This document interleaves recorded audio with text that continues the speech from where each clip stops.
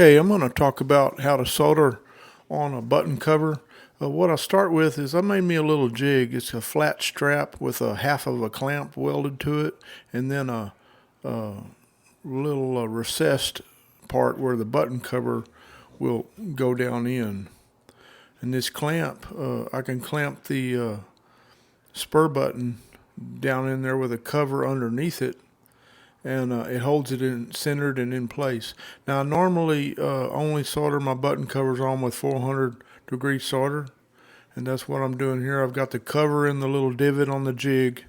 I've put some liquid flux on the button and in the cover, and then here's the most important part.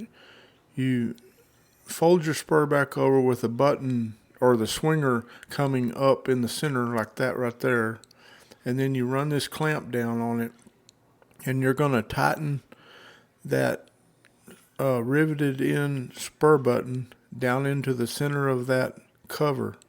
Now the most important part, like I say, is getting the riveted in spur button dead in the center of the cover.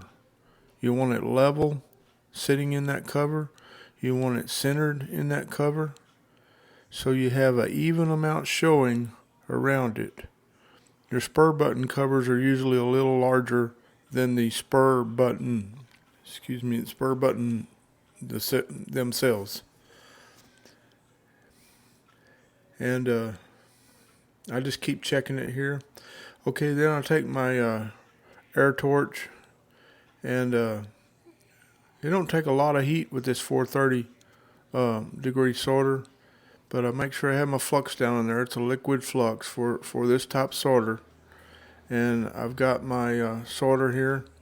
And the idea is you want to completely fill the void area between the riveted on spur button and the cover. You want to see that solder come up to the top edges. You don't want to just put a little bit down in there. You keep adding it in there, and it keeps filling in there until all the way around the edge you're showing solder up even. And it don't take much, and you can fill it up right quick. And then you take it loose and check it out real close. And if you got a little bit of a run out, this soft solder is easy to take off. And showing you here how I filled that void up right there.